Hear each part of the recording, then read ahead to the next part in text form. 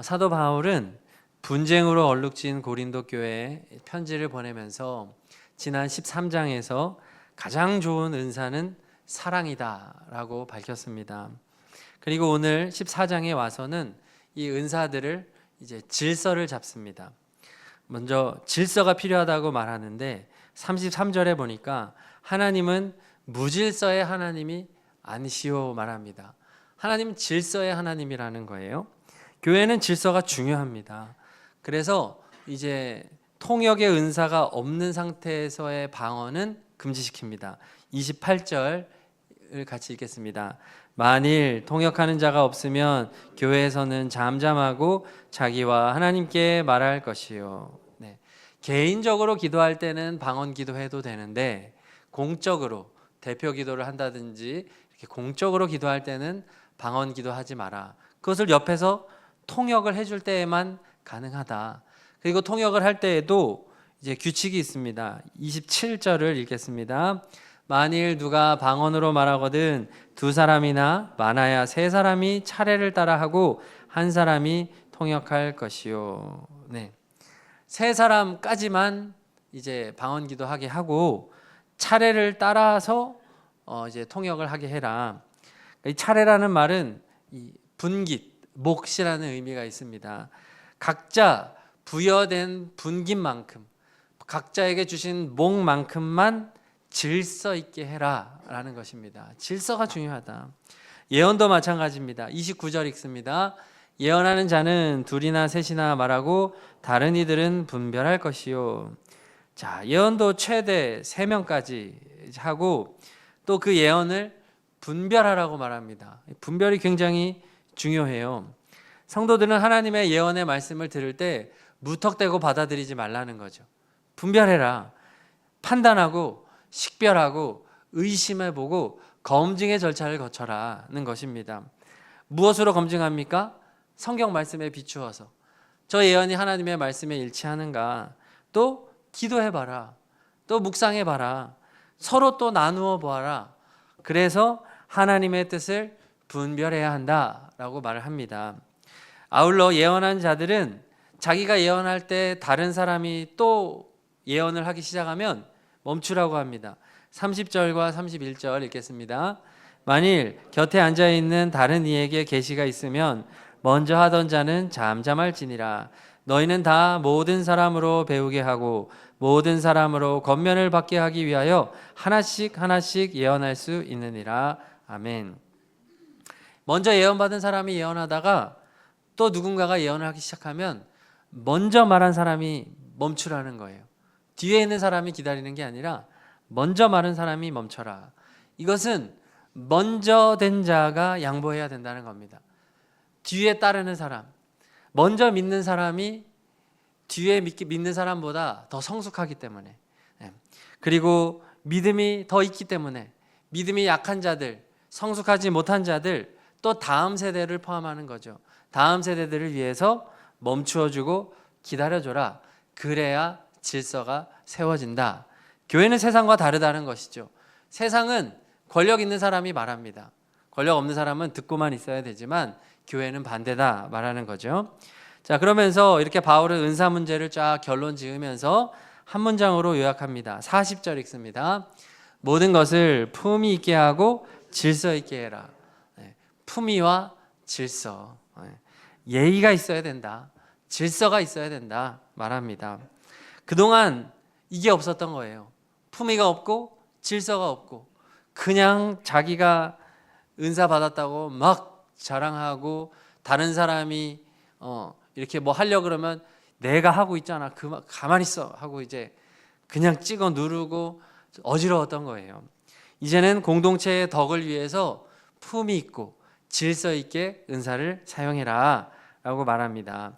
자, 그런데 고린도전서 14장의 결론은 이렇게 40절 품위와 질서가 아니라 1절에 있습니다. 자, 1절을 같이 읽겠습니다. 사랑을 추구하며 신령한 것들을 사모하되 특별히 예언을 하려고 하라. 네. 사랑을 추구하며, 자, 이것을 먼저 얘기하는 거예요. 13장에서 사랑을 한 장을 다 사용해서 사랑을 강조했습니다. 그리고 14장에서 은사의 질서를 잡으면서 가장 먼저 한 말, 여전히 사랑이라는 거예요. 사랑 안에서 품위도 있고 질서도 있다는 거죠. 그래서 추구하다라는 단어를 썼는데, 이 추구하다는 단어는 추적하다, 몰아가다라는 의미가 있습니다. 마치 사냥꾼이 이제 짐승을 발견하고서는 집요하게 쫓아가는 겁니다. 사냥꾼이 이 짐승을 잡으려고 쫓아갈 때는 엄청난 집중력을 가지고 모든 감각을 다 집중을 시키고, 또 이제 이런 걸 잡을 수 있는 개라든지 이렇게 끌고 다니면서 개의 후각과 이런 것을 다 사용해서 모든 것을 집중해서 포기하지 않고 집념을 가지고 따라가는 그 단어가 바로 이 추구하며라는 단어입니다. 그러니까 은사와 질서, 은사의 질서를 잡기 위해서 품위가 있어야 되지만, 그것을 품위와 질서를 얻기 위한 과정은 그렇게 품위 있지 않다는 거예요. 사냥꾼처럼 집요하게 사랑을 쫓아야 된다는 거예요.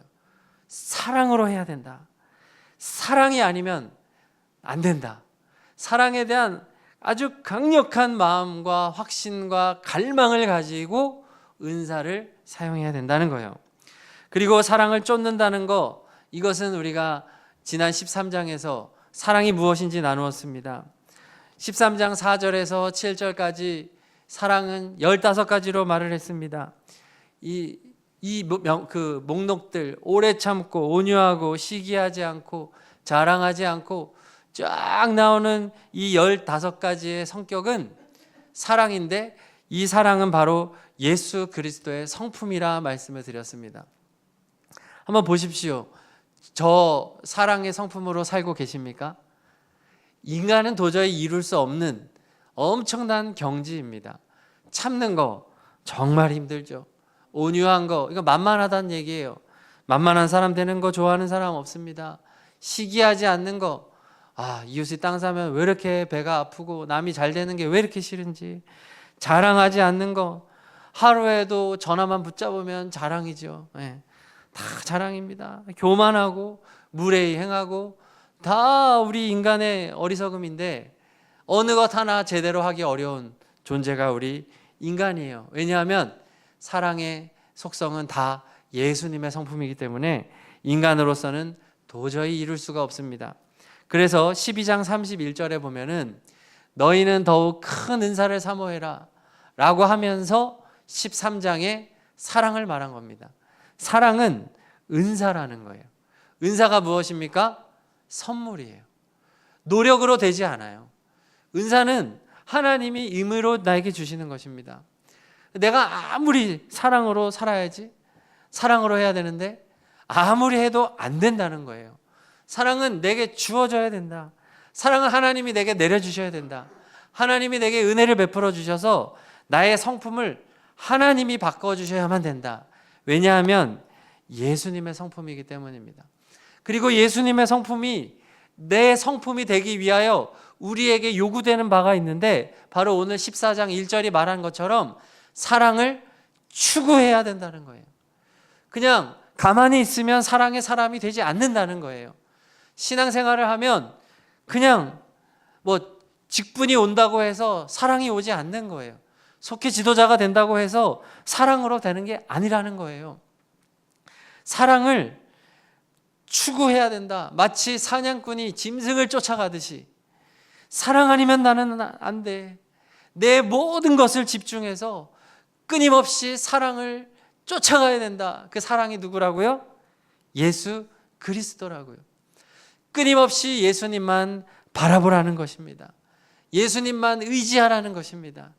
예수님 없이는 아무것도 아닌 존재임을 고백하며 치열하게 주님만 따라가라, 주님을 추적해라, 추격해라, 이 말인 것입니다.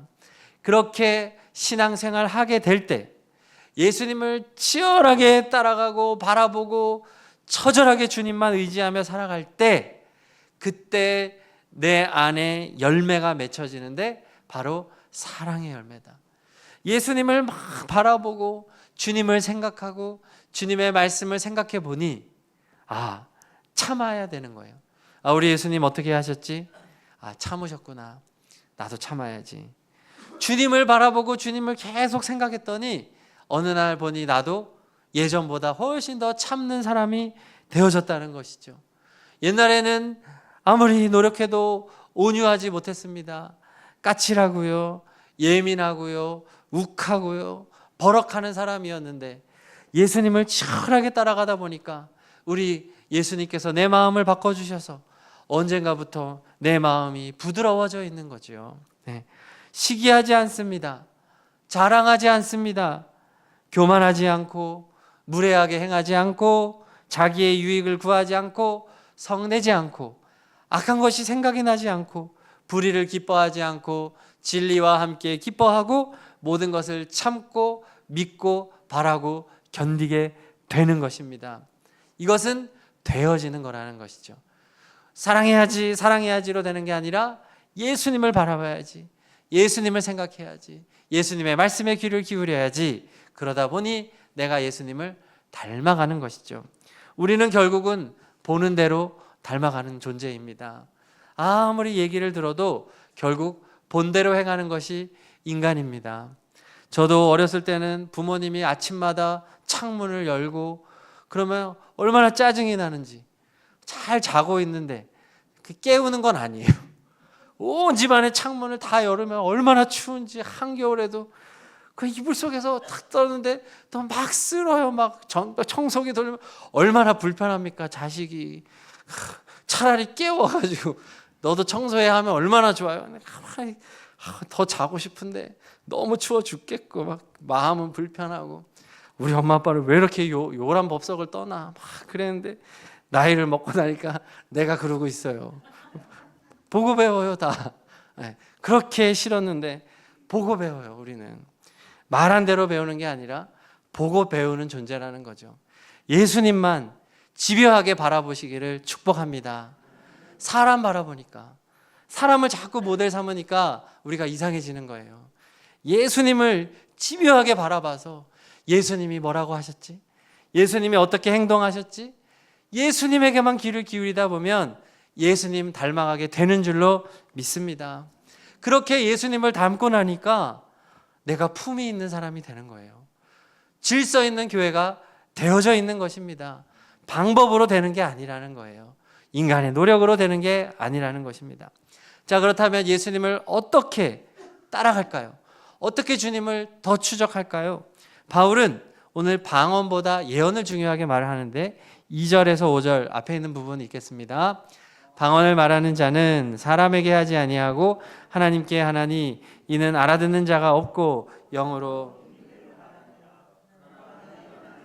사람에게 말하여 덕을 세우며 권면하며 위로하는 것이요 방언을 말하는 자는 자기의 덕을 세우고 예언하는 자는 교회의 덕을 세우나니 나는 너희가 다 방언 말하기를 원하나 특별히 예언하기를 원하노라. 방언보다 예언이 좋다. 예언 받기를 원해라 거죠. 고린도 교회는 방언을 최고로 쳤습니다. 그러니까 이제 회중 기도 때 막 방언으로 기도했던 거죠. 그러나 예언이 더 중요하다고 말하는데 여기서 예언은 예언 기도가 아닙니다.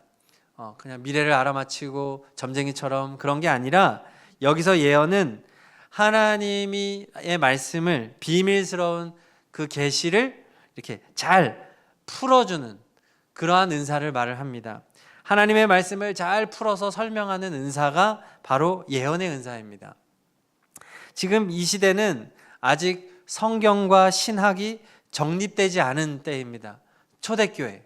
이제 교회가 막 세워지기 시작했고 이제 막 퍼져가고 있었고 바울도 이제 성경을 쓰고 있는 상태잖아요. 이 상태에서는 신학이 잘 정립이 안 된 상태입니다. 이러한 때 초대교회에 필요한 것이 말씀을 잘 풀어 해석해주는 은사가 필요했던 거예요. 그래서 성령님께서는 일부 사람들에게 이 은사를 주셨다는 겁니다. 교회 안에 이 예언의 은사를 준 사람을 통해서 교회 공동체에서 하나님의 말씀을 해석했던 것이죠. 그리고 이것은 무조건적으로 받아들여지지 않았습니다. 사도들의 가르침과 일치하는가, 그리고 바울의 가르침과 일치하는가?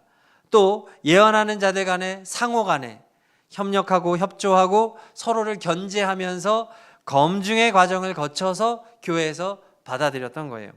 그렇기 때문에 이 예언의 은사야말로 교회에 덕을 끼치는 아주 중요한 은사였다는 거죠. 지금으로 말하면 설교적인 것을 말하는 겁니다. 속회에서도 이제 인도자가 하는 역할, 그리고 교회학교 교사가 하는 역할, 말씀을 잘 풀어서 해석해 주는 것이 은사라는 겁니다. 가르치는 것도 은사잖아요.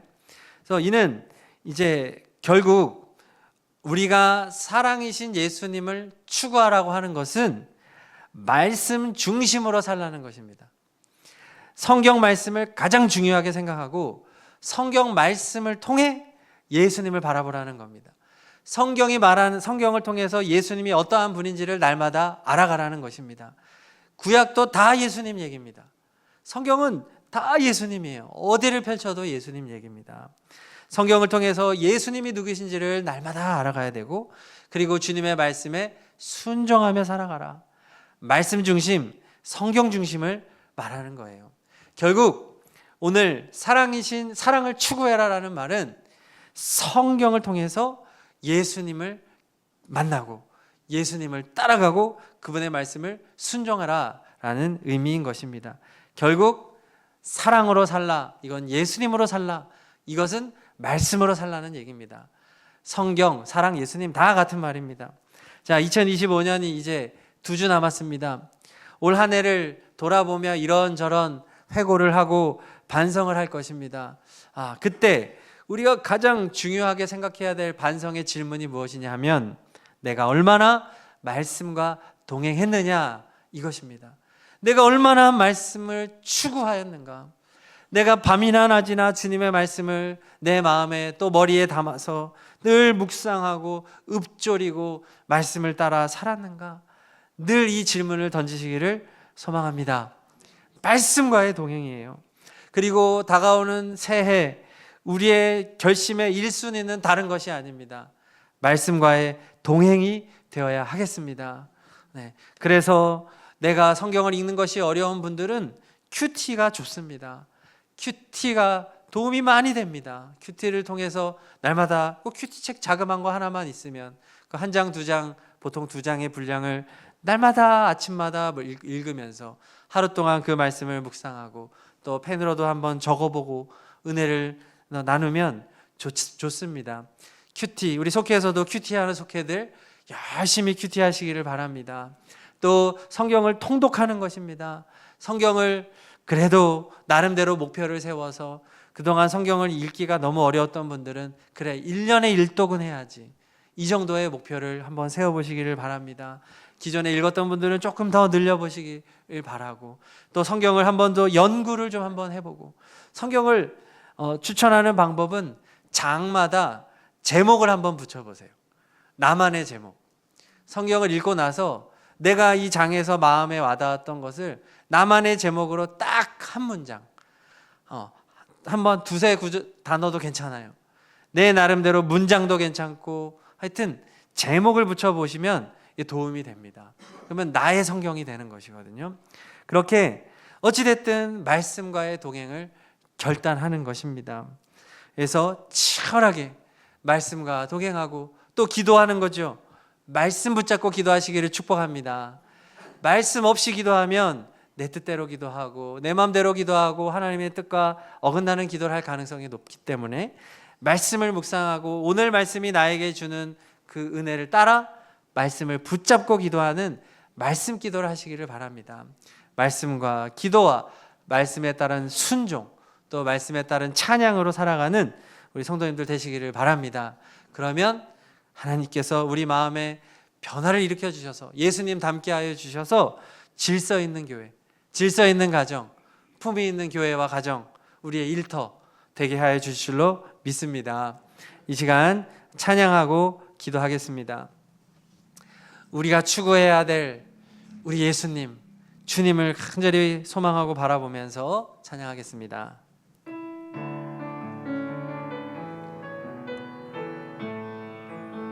예수, 예수 우리들의 밝은 빛, 은혜와 긍휼을 베푸시는 주, 의의 길을 따라가는 주의 자녀들에게 항상 밝은 빛을 비추시네. 아멘. 그는 구원의 주 하나님, 공의로 세상을 다스리시네. 주를 경외하는 자들에게 부어주시는 놀라운 주님의 영광, 하늘에서 찬란하게 빛나는 주의 영광, 이 땅에 오셨네. 어둠을 밝히고 새 생명 주시네. 영원히 빛나는 나의 예수님, 높이 영광과 찬양 받으실 그 이름 경배합니다. 슬픔을 거두고 내게 자유 주시네. 기쁨의 노래를 영원한 나의 빛 예수께, 하늘에서 찬란하게 빛나는, 하늘에서 찬란하게 빛나는 주의 영광, 이 땅에 오셨네. 어둠을 밝히고 새 생명 주시네. 영원히 빛나는 나의 예수님, 높이 영광과 찬양 받으실 그 이름 경배합니다. 슬픔을 거두고 내게 자유 주시네. 기쁨의 노래를 영원한 나의 빛 예수께. 아멘. 우리 말씀 붙잡고 기도할 텐데요, 사랑이신 예수님을 추구하며 살겠습니다. 성경을 통하여 끊임없이 예수님을 바라보고 예수님만 바라보고 예수님만 의지하며 살아가겠습니다. 나의 모난 성품이 예수님의 성품으로 변화되게 하여 주시옵소서. 사랑의 사람이 되게 하여 주시옵소서. 교회와 가정과 일터에 사랑의 질서와 품위가 세워지게 하여 주옵소서. 말씀을 사모하며 붙잡고 간절히 기도하겠습니다. 하나님 아버지 감사합니다. 주님, 우리가 사랑으로 행하기를 원합니다. 주님, 말씀 따라 살아가기를 원합니다. 하나님, 우리를 불쌍히 여겨주시고 우리를 긍휼히 여겨주시는 하나님을 경험하며 하나님과 함께 믿음으로 나아가서 우리 주 예수 그리스도, 우리 주님을 추구하고 주님을 바라보고 주님을 따라가는 진정한 그리스도인의 삶을 살아감으로 말미암아 나의 모난 성품이 예수 그리스도의 성품으로 변화되기를 원합니다. 사랑으로 변하기를 원합니다. 오래 참는 사람 되기를 원합니다. 온유한 사람 되기를 원합니다. 시기하지 않고 자랑하지 않고 교만하지 않고 무례히 행하지 않고 자기의 유익을 구하지 않고 성내지 않고 악한 것을 생각하지 않고 불의를 기뻐하지 않고 진리와 함께 기뻐하며 모든 것을 참고 믿고 바라고 견디는 진정한 사랑의 사람이 되게 하여 주시옵소서. 예수님, 우리의 가정에서 예수님의 사랑이 흘러가는 가정 되기를 원합니다. 나 한 사람의 변화로 말미암아 나의 가정과 일터와 교회가 변화되게 하여 주시옵소서. 하나님의 선하신 역사하심으로 우리를 바꿔주시고 우리를 새롭게 하여 주시고 우리를 온전케 하여 주시옵소서. 주님 말씀으로 살아가는 우리가 되기를 간절히 소망합니다. 하나님, 우리의 힘으로 되어지지 않습니다. 우리의 노력으로 되어지지 않습니다. 오직 성령의 은사로 되어지는 줄로 믿사옵나니 성령 하나님, 사랑의 은사를 내려 주시옵소서. 하나님, 우리가 서로가 서로를 진정으로 존귀히 대하며 용서하고 사랑하며 진정한 화목의 공동체를 이루기를 소망합니다. 내 노력으로 되어지지 않고 프로그램으로 되어지지 않사오니 오 주님, 우리를 불쌍히 여겨주셔서 하나님, 예수님의 사랑으로 우리가 변화되게 하여 주시옵소서. 예수님의 말씀으로 변화되게 하여 주시옵소서. 아버지, 우리가 오직 예수 그리스도만을 바라보며 주님의 인도함을 받게 하여 주시옵소서. 우리의 자녀들을 불쌍히 여겨주시옵소서. 우리의 자녀들이 예수님 바라보게 하여 주시옵소서. 예수님 만나게 하여 주시옵소서. 예수님을 치열하게 쫓아가는 우리의 다음 세대가 되게 하여 주시옵소서. 그리하여 우리의 자녀들의 마음도 예수님 닮게 하여 주시고 예수님 따라가게 하여 주시고 사랑으로 살아가는 그러한 우리의 자손들, 후손들, 다음 세대가 되게 하여 주시옵소서. 하나님, 우리 교회가 이 일을 위하여 쓰임받게 하여 주시고 예수님 중심의 교회,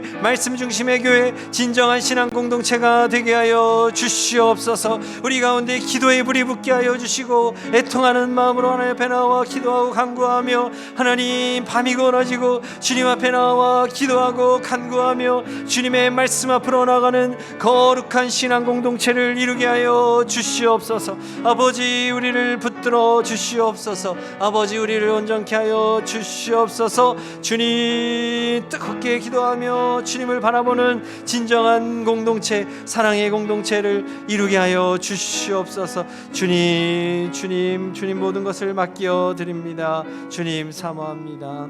예수 그리스도의 이름으로 기도드립니다. 아멘.